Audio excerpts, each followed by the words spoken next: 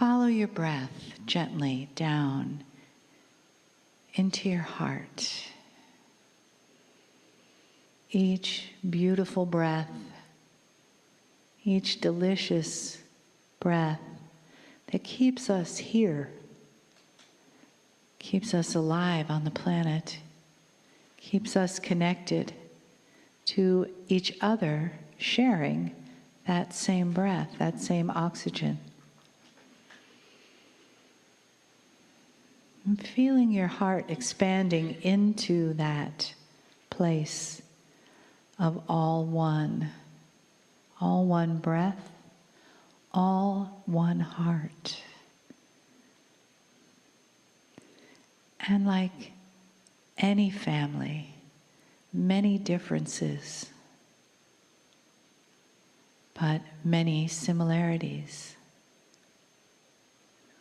All here, all feeling the love, all being the love, receiving the honoring and the depth of love that the entourage of Kryon has filled the room with this day. For you who sit in the chairs, who came, for you who make this possible. And feel the gratitude that Kryon and the entourage has for you. Breathe that into your heart and let it fill you up.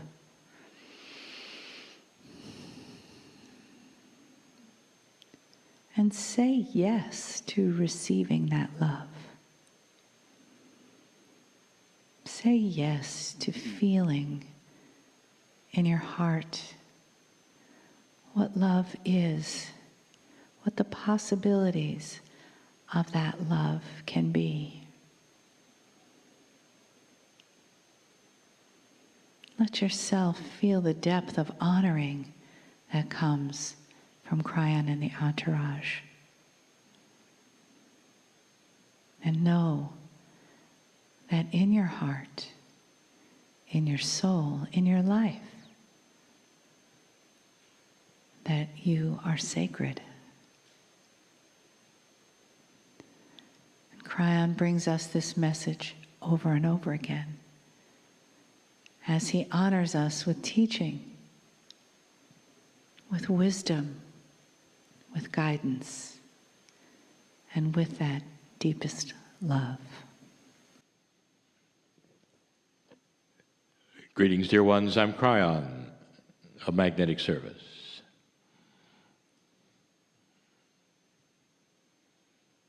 My partner steps aside, as always. And I give you a message now that he is not aware of, or that would be given, that he's not aware of. And that's the way it works, dear ones, is that the information that is being given from the other side of the veil is information that perhaps you don't expect, in ways given that you might not have thought of. Tonight is a revelation that goes further than ever into the differences between the old and the new energy. Today, my partner tried to set the stage so that you would understand that before 2012 was an energy that you are no longer going to revisit. It is not coming back. And that the energy that is beginning to place itself on this planet is filled with new paradigms. We've told you in the past what these new paradigms often will create. Because things are not as they were, there often is disappointment. Well, it didn't come out the way I thought. Well, it isn't like it used to be, is it? Well, no, it isn't. It isn't. The new energy is filled with feelings that are completely and totally different, reactions that are totally different, expectations that are totally different.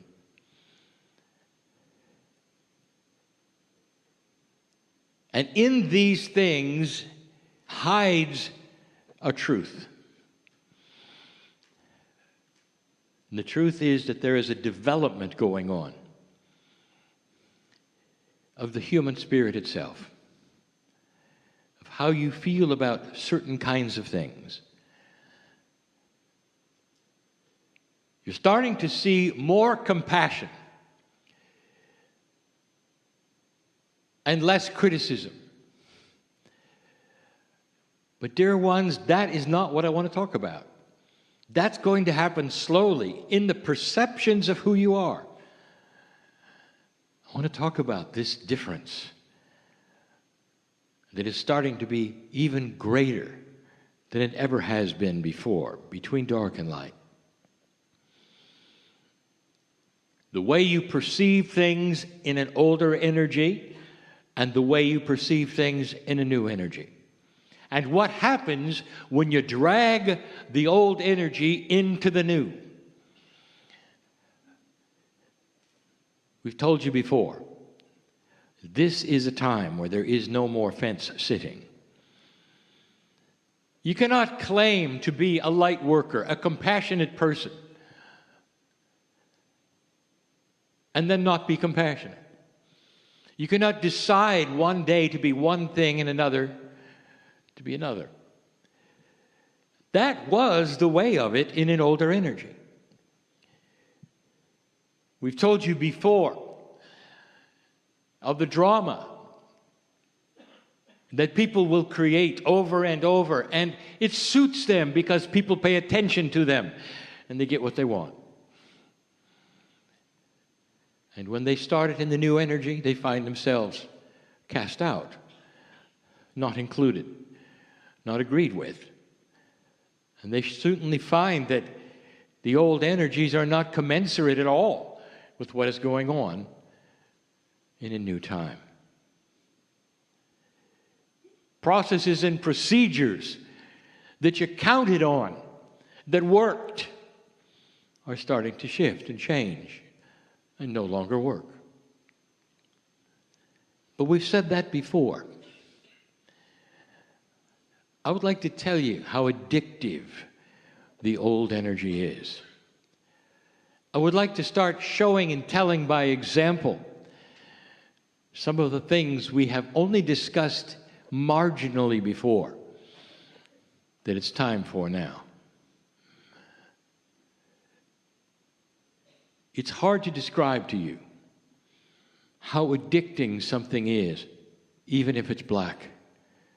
Black as night.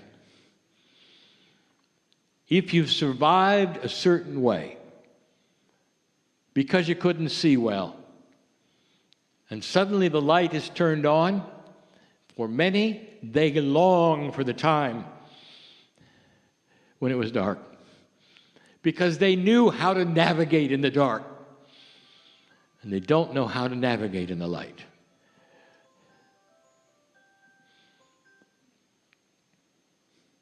There will be those who are used to a paradigm of struggle.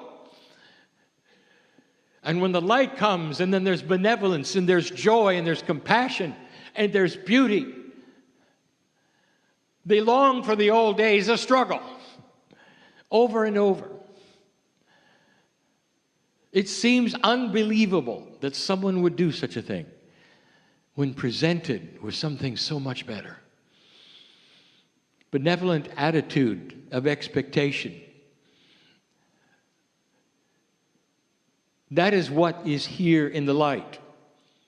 But then there are those who have spent so much time struggling that they can't see it. And even if it's presented to them, they don't want it. How could such a thing be? Are there examples of it? Not only examples of it, dear ones, but you can see it right now. Let's get current. Let's talk about right now, what's happening today. And I'm again going to explain something that is seemingly unbelievable and exemplifies the difference between a dark energy and a light energy, where the light is not even beginning to be seen. And those who wish to wallow in what they used to know want to continue, never seeing something better, never seeing what's happening, because the dark is so addictive. And you would say, well, not for me. That's not for me. I'm not wallowing in the dark. And I say, you don't really understand yet. Human beings have an issue, and that is that they tend to want something they're used to, not even understanding it's dark energy. There are those who say, well, I understand, and I'm in the light. And I will say to them, you're in the light as a dark person. You're in the light. Where's your joy? I want to give you an example that's very, very current.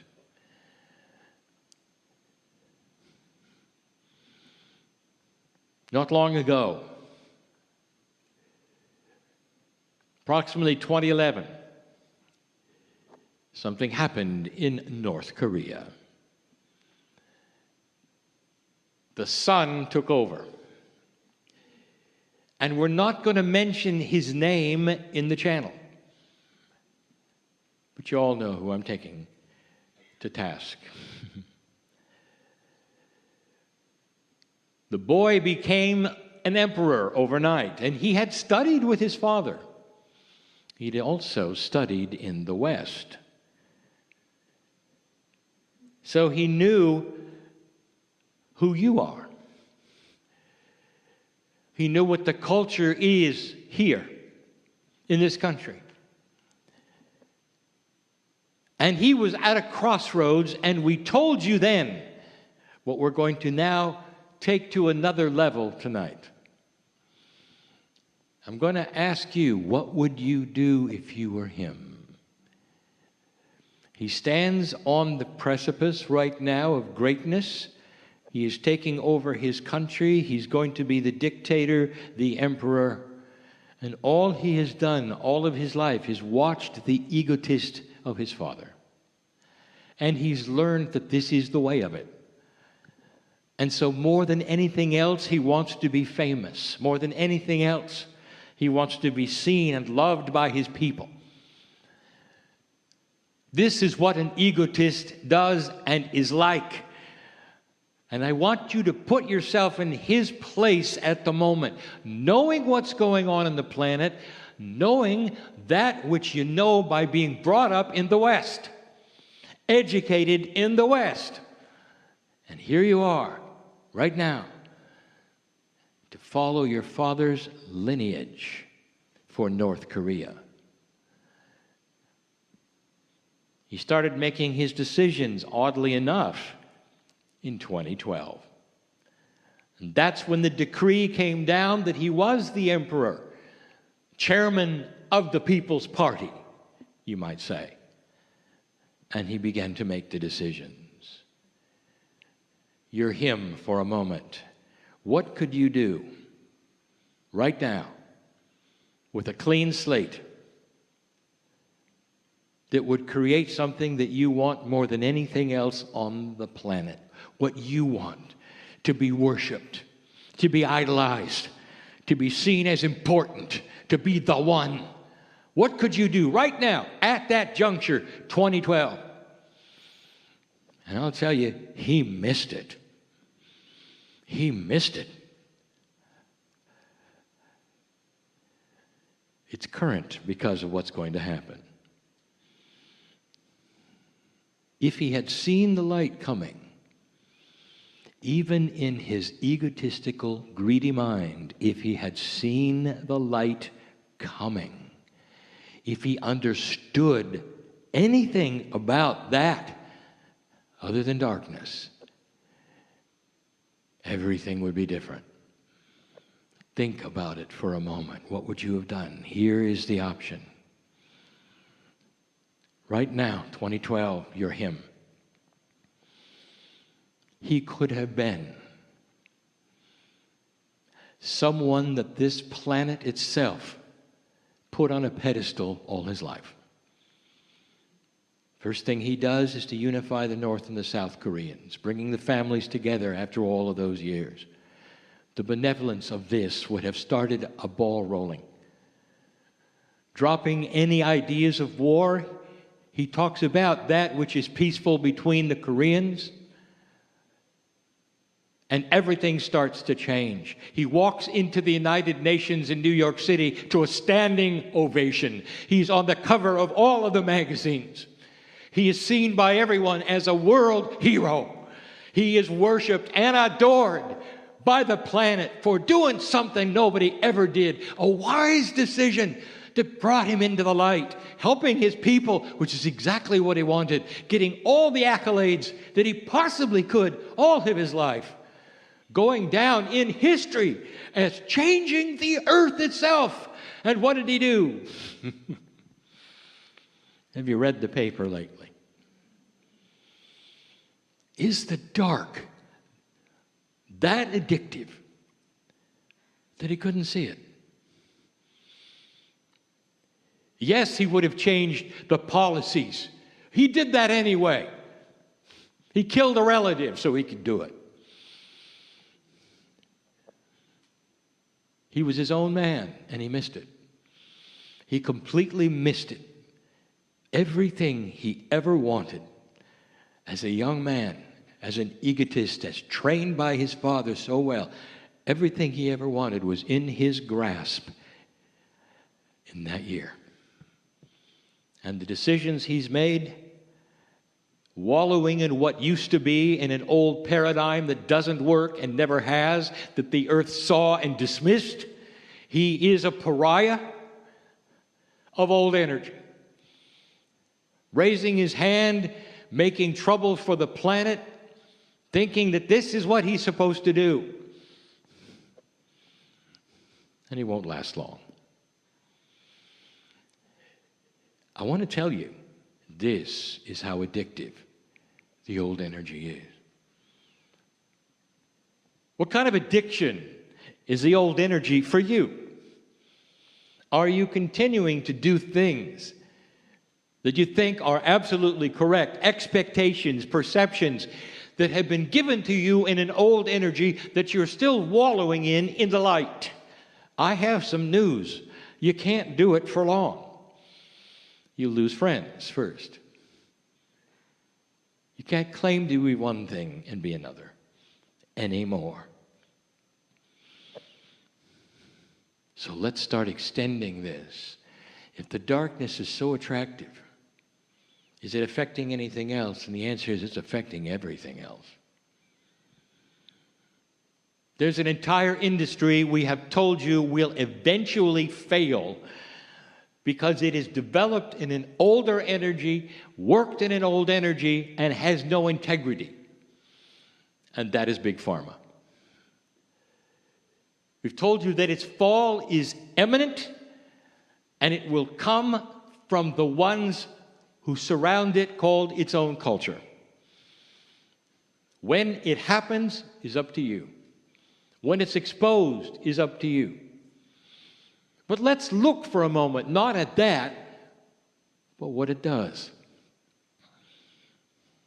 It's invested in an old, dark idea that chemistry is the answer to healing.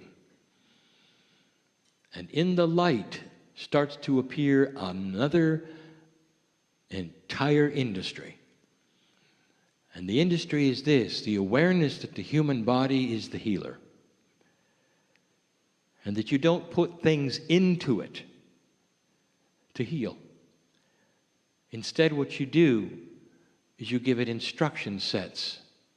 High technology instruction sets to heal itself. Homeopathy on steroids, you might say. And there are processes coming that understand this human body of yours so much better than any chemist has ever any medical situation or even hospital, and the light is starting to expose it, the answer is not chemistry. The answer is in instructions to the body. And when you start having a situation, whether it's through the systemic cells, or whether it's through what we call the genesis cells, or whether it's talking to the telomeres, it is something that has to do not just with consciousness, but with processes that are coming. A new way. How much money do you think is invested in the old way? And if you look at that, I have the question, why can't they see what's coming? And the answer is, they're wallowing in what was.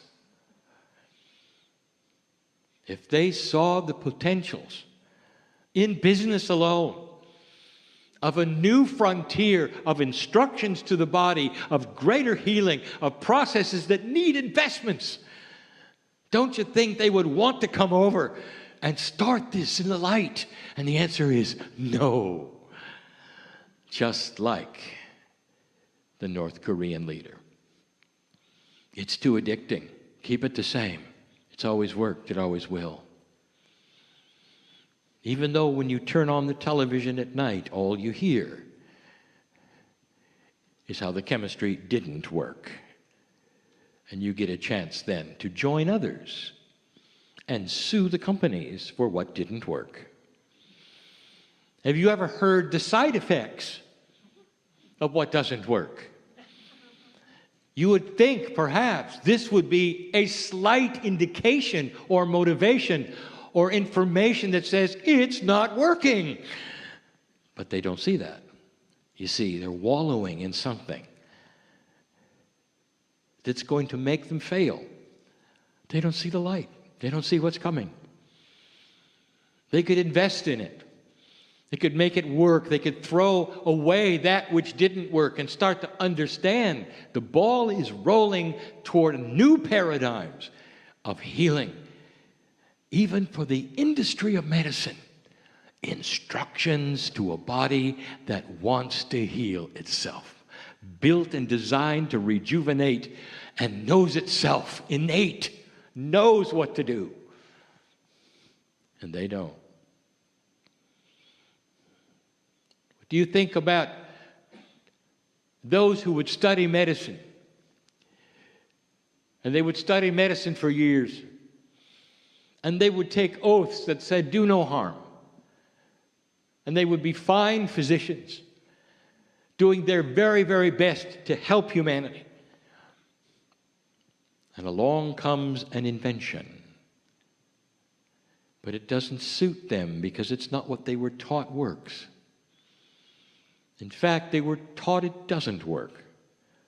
In an older paradigm, in their education, taught by those they respected, they got information which is now updated. So why wouldn't they update this? And the answer is because they were wallowing in what they thought was accurate, what they thought worked. It's almost a betrayal for them now to look and even examine it.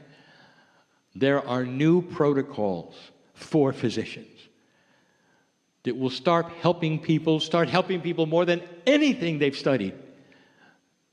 And they will wallow in the old and never look. Someone will come and say, look, I can prove it to you. Just look at this proof we have. Take a day with me and look at this proof. And they will say, no. You say, why not? They say, because I don't believe it. And you'll say, well, you never saw it. They say, we don't go there.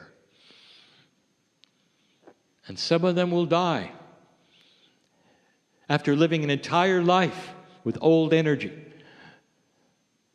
never understanding what they could have done if they just looked. That is how addicting the old energy is. Human nature. If it's worked before, it's going to work again. This is what I understand. This is what I do. Don't show me anything new, because I was taught that what you have cannot, will not work for physical reasons that I know are true. And suddenly the physics changes. Suddenly the sun comes out. Suddenly there's new ideas. Can you imagine telling some of the greatest inventors in history to cease and desist? Can you tell the Wright brothers that's not going to work, just stop it? Can you look at Tesla and say, that's foolishness, you're going to electrocute people? It's the same attitude. It continues. So now let's switch and make it a little more personal. Dear ones, if you've grown up in metaphysics, if you call yourself a learned, educated, shamanic one, if you've been doing it for years and you know the processes, you know how they work, you've been a healer for a very, very long time, you're proud of your knowledge, you should be. You've helped the planet, you've helped all those around you. And then suddenly, the energy itself begins to shift. The frequency that you have been working with, called connection to the source, has moved. And when somebody shows this to you, instead of looking at it and going, how great is this? Show me more. You say, I'm shutting the door because I don't want to go there. It hasn't moved for me. It's fine for me. Not understanding it has moved for you. How do you feel about it? Working for you, is it? Joyful about it, are you? Healers are starting to lose the connection that they've had. Even meditators are starting to ask, where has spirit gone? I sit down, I don't feel it anymore. We teach, we've taught before, we've said before, the frequency of God itself inside you is starting to get higher than you ever thought it would before, and you tuned into the lower frequency, and you like it. And you'll say, well, that's not me. Think about it, really. What's your joy factor? If God is real to you and the frequency has started to lift and the veil is starting to come in and flow, the magnetic grid has shifted, everything is right for the old soul and the light worker. Have you taken advantage of it? Have you seen the new light that's come? Have you looked at yourself and said, all right, okay, all the things that I knew, maybe, just maybe, they've changed? Or do you say, I know what I'm doing, I've been educated, and this is the way it works? Is this too personal? For dear ones, old souls, you are the ones listening to this who've got to move into the light. And the old energy is so addicting, so addicting. Can you believe the story of the North Korean leader having turned down being adored all his life for something simple that he never saw? Having everything he ever dreamed of in a heartbeat, never saw it coming. Wasn't on the agenda, because he thought he knew what worked in the dark.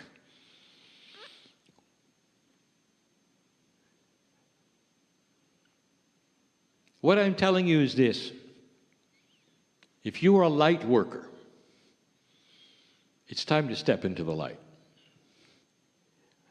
The things that you thought you knew may very well have shifted slightly, instead of being anchored in a truth that you believe will never change. When you start to turn on the light in a dark room, you see new things. Instead of putting the blinders on and saying, I only want the things I knew. Light, energy, all of these things are starting to create brand new paradigms. The one who steps into the light is going to live a lot longer, dear ones.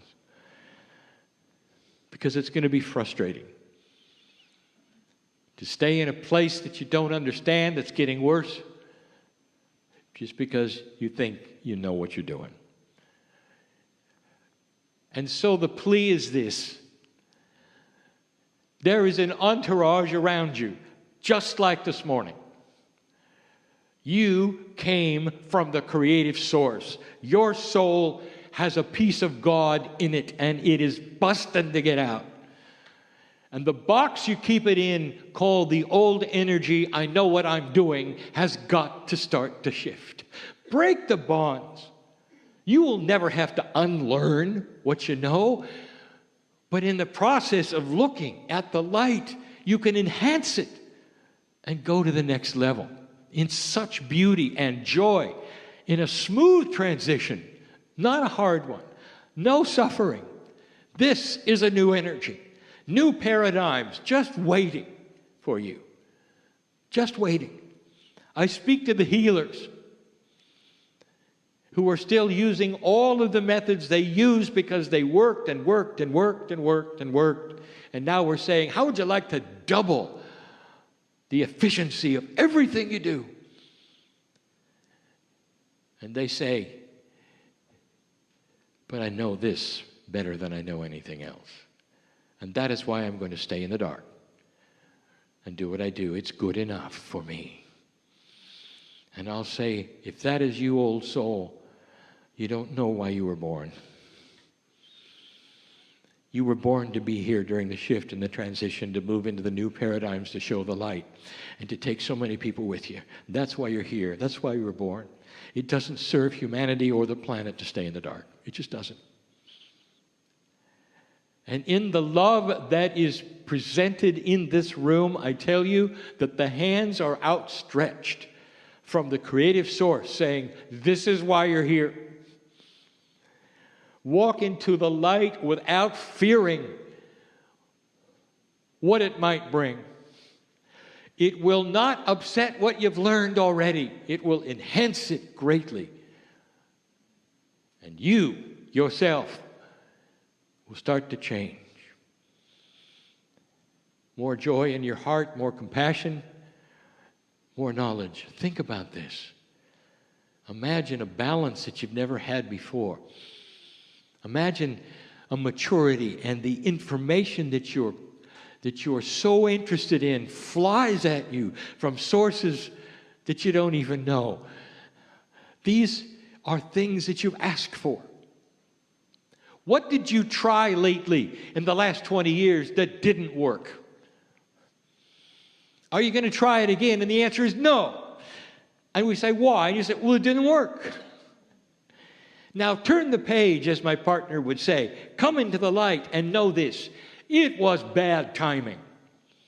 Try it again. And in the again, I'm talking about trying it with greater wisdom, in the light, with more cooperation. Meetings like this are given for one reason, so you can meet and know each other and find a light. So you'll be with people of like mind, and you will find balance there, because you'll meet those who know something perhaps you don't. Because two or more together can create more than one. That's why you're here. It's all about the new energy and the old soul. That's why you're listening to this, dear ones. Because there's something you should know. That old energy is so addicting. It just calls to you, well, stay with me. Just stay with me. Someday there won't be any. Why not come into the light now, today, light worker? I had to say it in these ways. You saw the foolishness of the Kryon leader who was north. And that foolishness is all through the decision between light and dark, going right there to the healer and the meditator and the reader.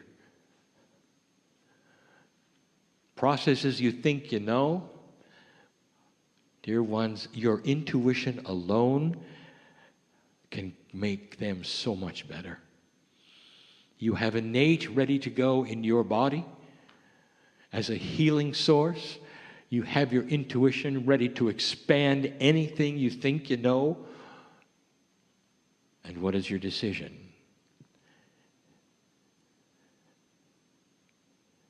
I leave it there. It's a time of great love, of great change, of great compassion. Here you are in a world where the majority of citizens and countries want to get along. And that's new.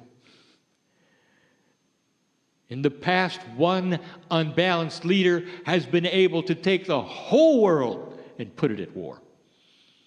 And suddenly, it can't.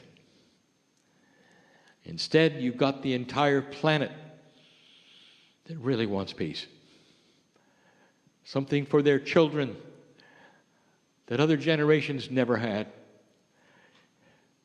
Culture after culture, different though they are, understand the premise that war does not work.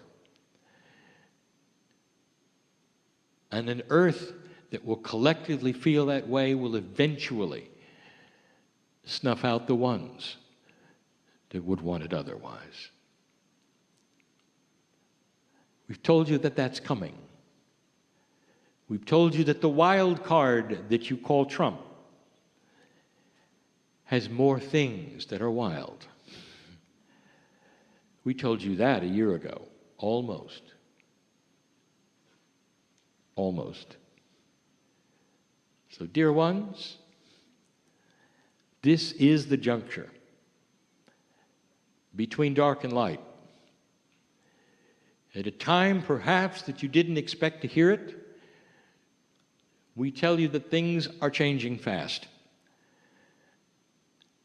And that if you control that which is your life, you have every option to drop the barriers and see what's new. To start to understand that that's why you're here. And to take the hand that is outstretched to you, called the creative source, that has been trying to tell you for a very long time that's why you were born. That's why you're born. Be a light worker and a lighthouse.